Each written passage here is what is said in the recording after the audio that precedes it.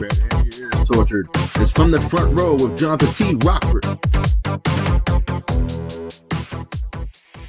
Nah, Flip, I'm telling you, I don't know where you get your shit from, but this jerk chicken, that shit is better than any of the matches that happened tonight. I mean, goddamn, look, what you gonna do there, boy? It's jerk chicken. We not even in Jamaica. My mama told me never talk with my mouth full. Fuck it. What's up, folks? It's Johnathan T. Rokford. Fat Thomas, don't come at me. You're not getting into my chicken. Welcome to another episode of From the Front Row. You're guaranteed to be here when he says he's going to be here. Host. Me, Sportscast of the Year. Johnathan T. Rokford. Folks, we're done with another mega week. I predict another one coming up. Yeah, there's some good ass chicken.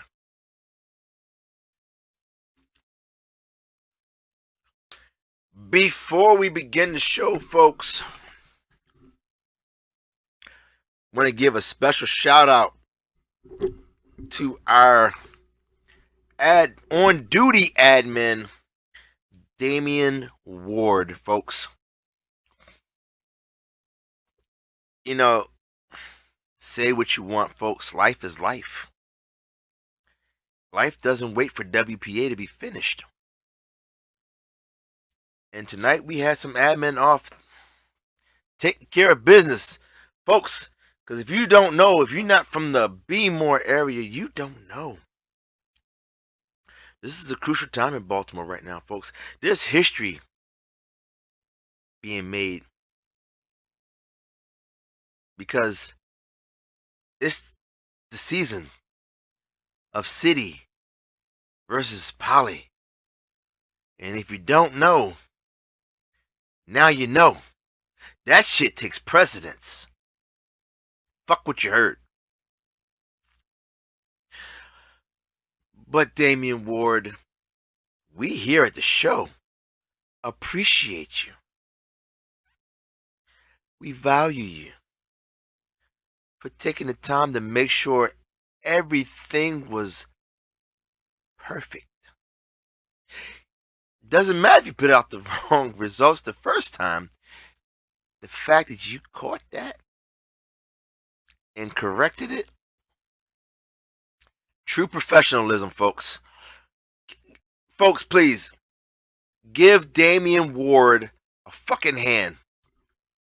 Give him a hand, folks. Come on, come on, come on. Yes. Yes. I don't care if you're a Cowboy fan.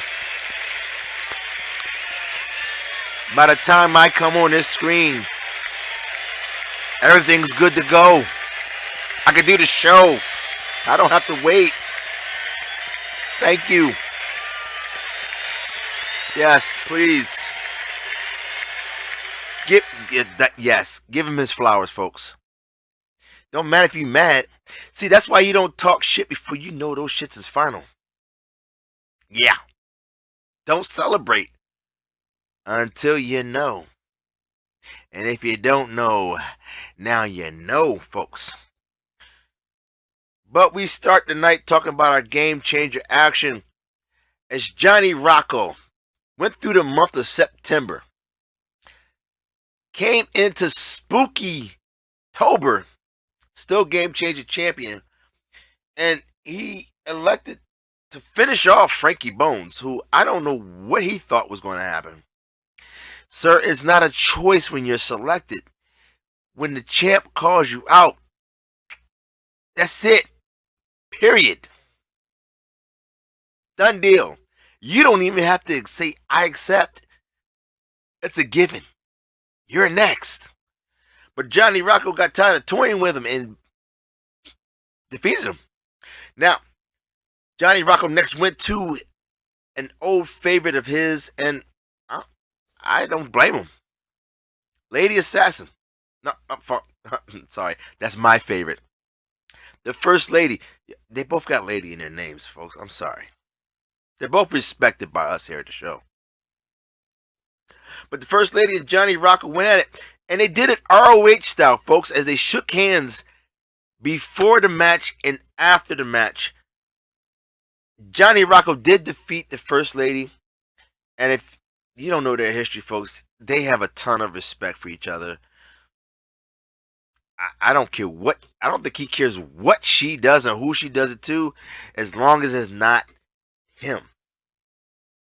He's got the utmost respect for her. Now, Johnny Rocco decided to let Philip pick his next opponent. I don't know what the hell he was thinking, because Philip picked the most, I swear, even I have to agree, the Messiah was the best choice to try to take that belt from Johnny Rocco, folks. He's been on a tear. I'm not even talking about wins wise, folks. He's right now the most talked about performer right now in WPA. Never mind whatever story is going on around. The Messiah has made it known. He is here to fuck shit up. And he defeated Johnny Rocco for his Game Changer Championship, folks. So,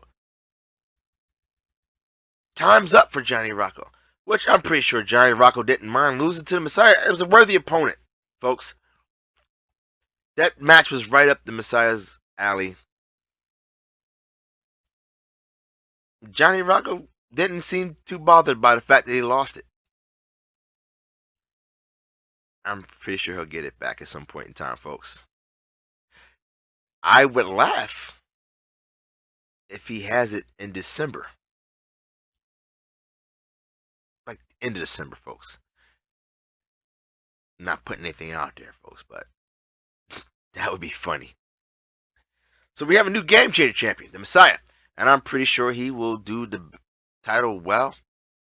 He will do it justice and with honor and prestige that befalls a Game Changer champion. So it goes full circle, folks. That was how Johnny wound up with the Game Changer Championship. And it went full circle right back to the Messiah. Now, folks, we had some matches, folks, and I'm not gonna lie to you, folks. We're getting a little tired of saying Bruno. Thank God we didn't have to say that anyway. But after everything was settled up and everything, and we got the results, folks, we had to put it down in the book. So, folks, it's official.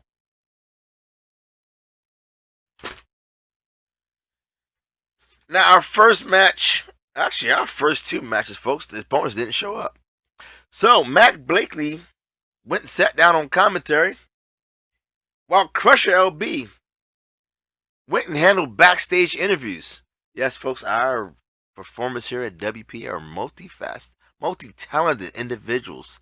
They can do a lot of things. So our first official match that actually happened was Emperor 2K Anomaly versus Money MF and Mike. And Mike did not hesitate to pick up the win, dominating the Emperor. There was nothing rigged about this match. Money Mike trying to get on the winning ways and did so.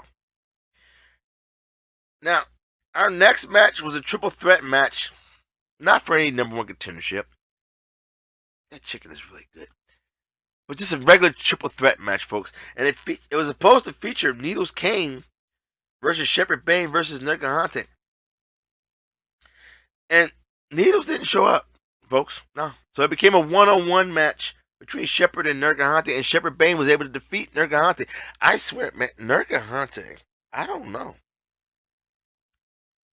It's like winning the title was a curse for him. He hasn't been doing too good. Now, our next match saw Lycan Umbras taking on Michael, Oliver, Nathaniel, Everett, Young. Money. Big money. And it was a Donnybrook, folks.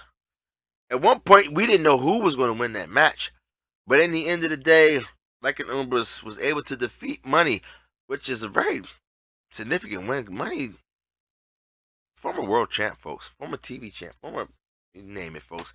He's pretty much won almost everything here in WPA. And after losing his U.S. title, folks, that was a good win for Lycan. Now you just need to capitalize it. Now, the match there, folks, that nobody really cared about. Because the inevitable was going to happen, folks. Jermaine Walker versus Starling J. And many people would be like, why did we have this match, folks? Folks, if you don't know Jermaine Walker, he's very competitive, folks. And there's certain losses that will just eat at his system. And he goes out to rectify it.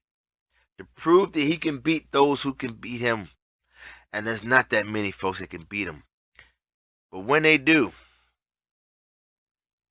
eventually he's going to come back and try to beat you. And beat the Starling J. He did, folks. As he was pretty much in control the whole match.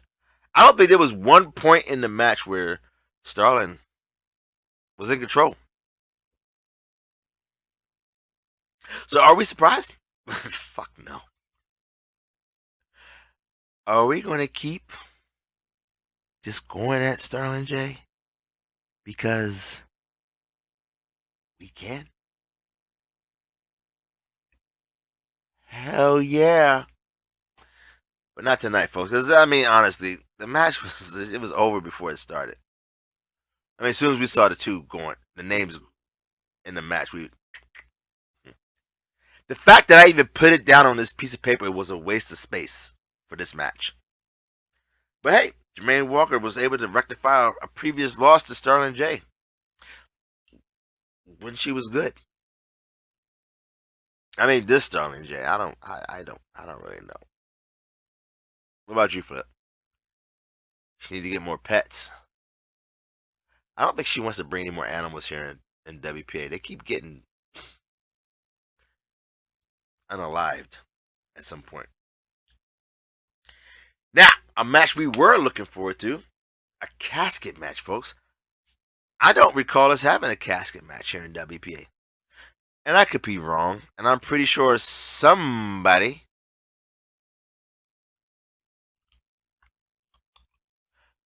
will correct me if I am wrong. But until then, we had Luna versus her former partner, Winthorpe Percy Alexander. And folks, Luna was not playing. You know, after a long battle of skateboards being broken, being dropped on thumbtacks, battling all throughout the arena, and destroying catering. Once again, folks, catering got fucked up. Oh my God. You think Philip started a food fight with just words. They fucked up catering. So I'm pretty sure WPA admin won't be too happy about that. But hey, they made their way back to the ring finally, and Luna hit WPA 4 with a burning hammer. I didn't know hammers could be set on fire like that. Well, I guess that makes sense though. If you put enough oil, enough lighter fluid on there, yeah, anything's possible. But then she stuffed them in the casket. I mean, the crowd started chanting, "Rest in peace," folks. And the bell actually rang 10 times as WPA's body was lowered into the ground. And Luna was declared the winner. You know, it was a good match, folks. I mean, she really wanted to fuck his ass up. I mean, she ask Johnny Rocco to challenge him for a fucking game changer. He wouldn't do it though. Johnny Rocco has standards. But yeah, winner of the casket match, Luna. Let's see if she parlays that into a winning streak for you folks. Now, moving into our number one contender matches, we had a number one contender match for the Triple Threat Championship, and we had match one, DJ Tech versus the Forgotten One versus Frankie Bones. Notice I didn't say scheduled, folks. They all showed up. All of them.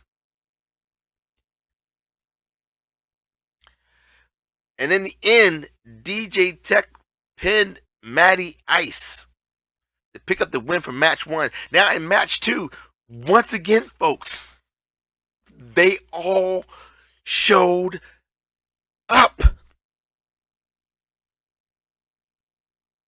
And it was Donnie Boy versus Quanny Fist versus the Wraith. And Quanny Fist was able to pick up the win, pinning the Wraith after he pulled Donnie Boy off of the Wraith when he attempted a pin. That's how you do it, Quanny. Take advantage of a situation. Fuck him. They go to pin him. Fuck him. You pick up the pin. Pull his ass off. Pin him. Good job, Quanny. So, now our next number one contender. So, yeah, we got DJ Tech and Quanny Fist moving on to the championship match. And congratulations, guys. Now, our number one contender match for the television championship. We had Martel Carpenter, folks, versus Cats and underscore Corey. And, folks, I hope you're sitting down for this. You sitting down? You good?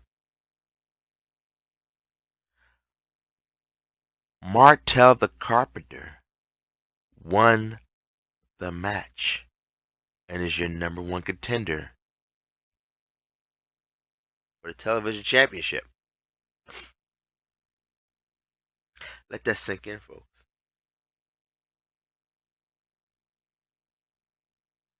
That's crazy. Never mind the fact that Martel is still the unsanctioned heavyweight champion. And if we had to count length and title reigns, folks, unofficially, or officially, depending on how you want to spin it, he's held that title. Wait, Flip, do you... we have to go back and look. He's probably held that title longer than anybody has held a title in WPA, folks. We need an unsanctioned event.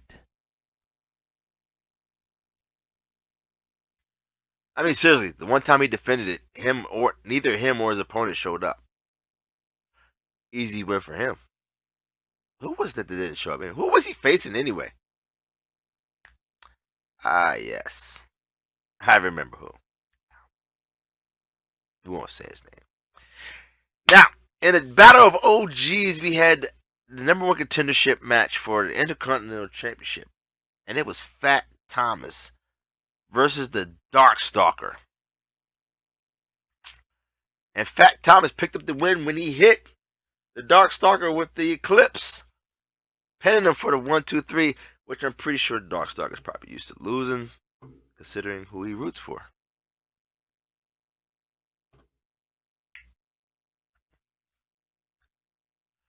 They're not going to the playoffs.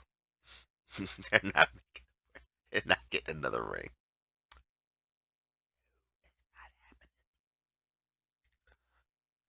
Now, in our next number one contender match, we had the Tezzeret. Welcome back, sir. Glad to see you back in action versus Johnny Rocco, folks. And it was a banger of a match, back and forth between the two. But in the end, the Tezzeret was able to pick up the win over Johnny Rocco. And uncharacteristically, once again, now, one thing for him to shake the First Lady's hand. Understandable. But Johnny Rocco actually when he got up, shook Tessaret's hand and wished him good luck. I mean, come on, guys. Johnny might be a little asshole sometimes, but even he recognizes somebody that comes back and earns their shot at a world title. It was no way he could be an asshole to Tesseract. That's good sportsmanship, folks.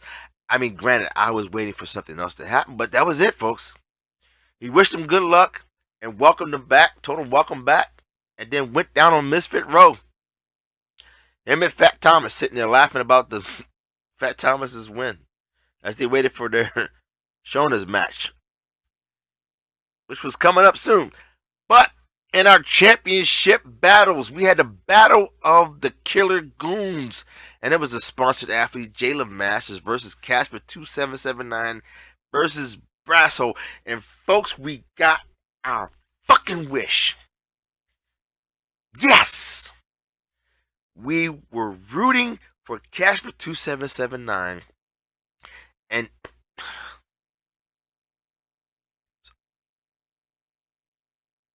I know we make fun of the guy, but he fucking won. And is now your new triple threat champion. Way to go, Casper. Way to go. I know, Flip, stop crying. You're going to make me cry. We're so proud of you, bro. Seriously. We've been rooting for you to do this. Get a title. Granted, it's a triple threat title, but hey, your next match, Casper, is versus DJ Tech and Kwani Fist. And we're going to be rooting for you. We want you to win.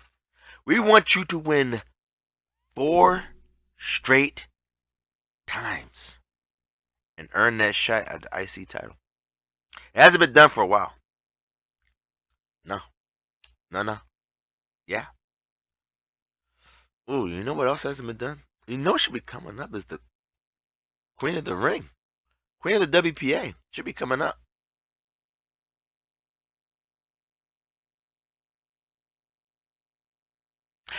In other action, our tag team champions, the Order, was in action. The Master Sharon Puff and Casales taking on the agency, James Altrez and Texas Hate You, Mr. Failure at Money in the Bank, versus the put together team of Prince of Crime, Delirious, and the Super Champion King. And folks,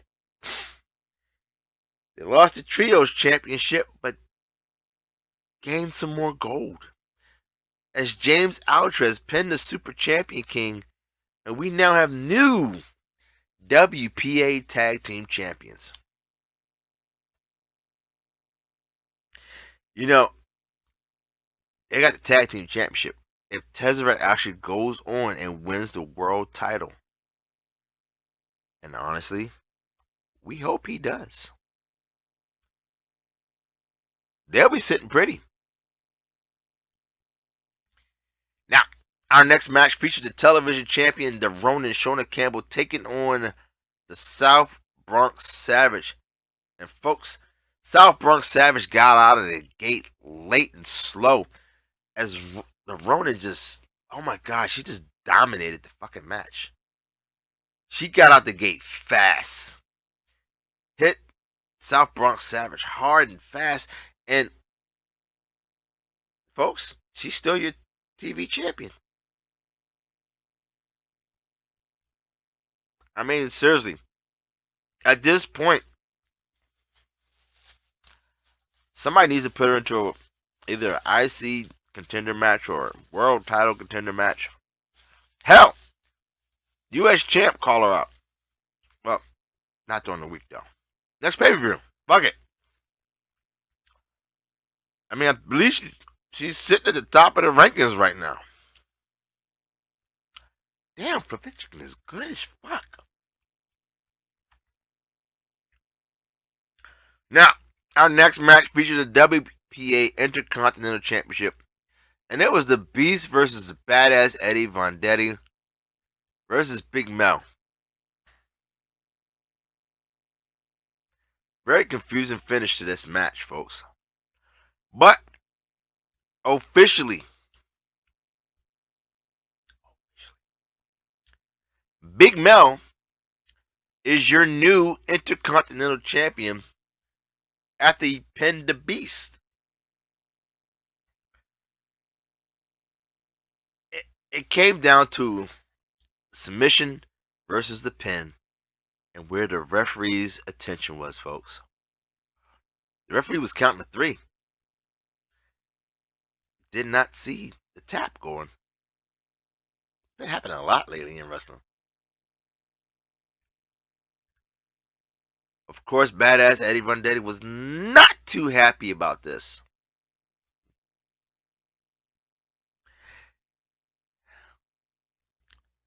Suck it up, buttercup. Look here, folks. If you're going to put yourself in a position where the official's decision comes into play, I ain't got no sympathy for you.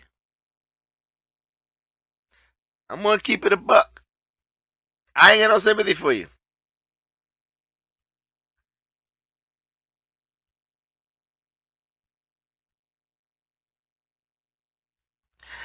Now, our next match featured Lady Assassin versus the First Lady Alexa Leslie, and it was for the Women's International Championship. And Lady Assassin, oh my God. I don't think she's planning on letting go of this title anytime soon. And she just beat the First Lady. And there's no excuses. The First Lady wouldn't even, she has too much class to use an excuse. They got up and shook hands. It was a good match, in my opinion. First Lady just came up short. And the person I selected to win it the first time, in the first place, is still your champion. Congratulations, Lady Assassin. She also earned the right to call her shot and pick her tag team pick a tag team partner to go for the tag team titles.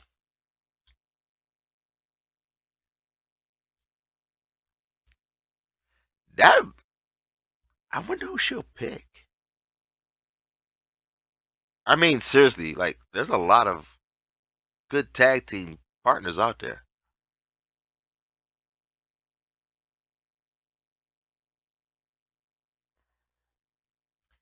Now, in our United States Championship, in a barbed wired cage match. Who the fuck thinks these things up? We had the Blueprint Jackson Ayers versus the Messiah, who called his shot and went in as a game changer champ. Came out the fucking cage after a bloody ass fight. Your new United States champion. Now the question is, who will be his first opponent? Not just for that, but for the game changer. I'm waiting to see, folks. This should be interesting. In our final match tonight, we had the world champion Red Death in action versus the Kingpin JB DiMaggio, who's been on a tear lately. And that tear came to an end as Red Death was able to defeat the Kingpin in one hell of a main event and hold on to his title. So you might be asking, what's next for Red Death? Well, folks, he did get called out by the Messiah. He did respond to the Messiah with a challenge. The Messiah did accept said challenge. Needless to say, the Booker's job is a no-brainer right there.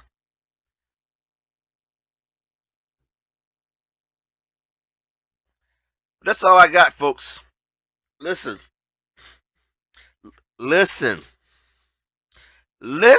I'm not a rapper. Folks, October is Breast Cancer Awareness Month, folks. If you know an organization that you like to donate to, please, by all means, donate. Go do a free 5K, walk.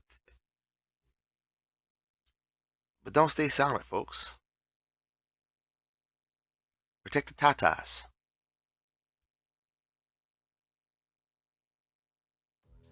I'm Johnathan T. Rokford. And as I always say, folks, don't drink and drive. Make sure you hug your loved ones, folks. Pick up the phone and call that friend that might need to hear your voice. You could be the saving grace between them and the ground. Stay tuned for Philip. He has his pick of the week, and if you don't know who his pick of the week is, folks, you're just blind. I'm going to enjoy this jerk chicken. Deuces. What? Why do I always flip? I told you why I always freeze. It just looks cool. You never seen an airplane? What about Police Squad? They did it in there too. This is some good ass chicken. You know, for no reason, Jamaica, shit. You know, every hit. Nah. I don't know. Standard, my ass. It was like the blueprint and the standard of how to lose a match. That's what it was, yeah.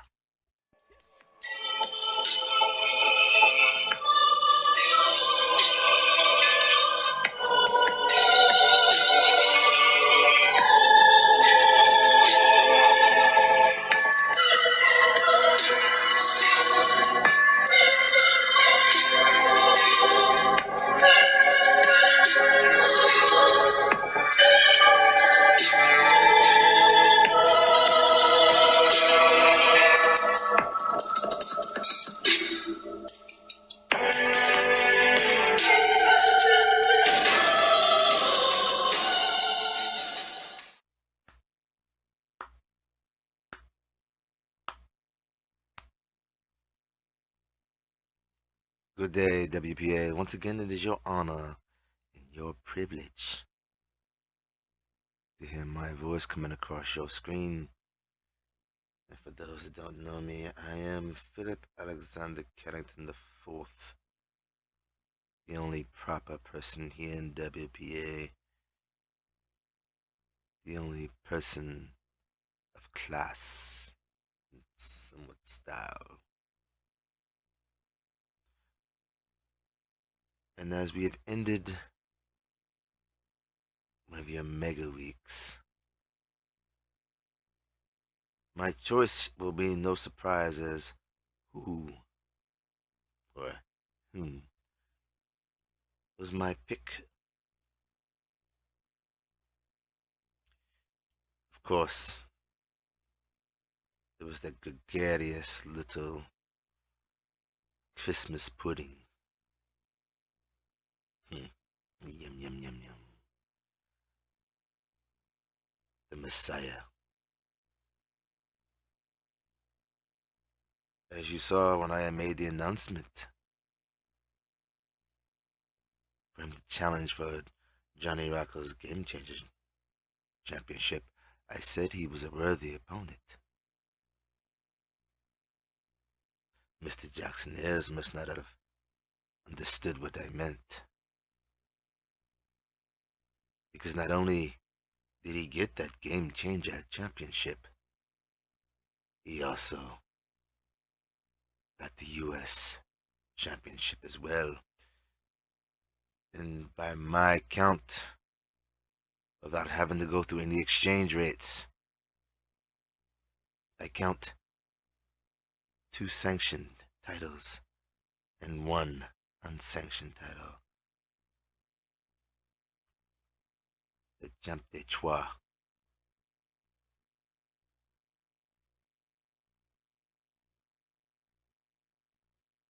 You see, WPA, you can sleep on some people, but those who are fed up and no longer will wait for their opportunities, well, they're very dangerous indeed. So congratulations, Messiah.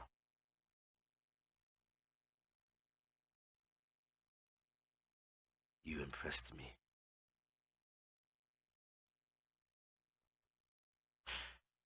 But that is all I shall have. I hope you enjoy your week. Please be safe.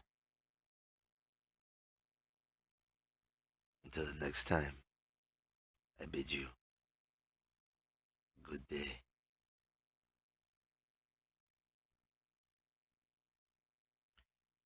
I said good day.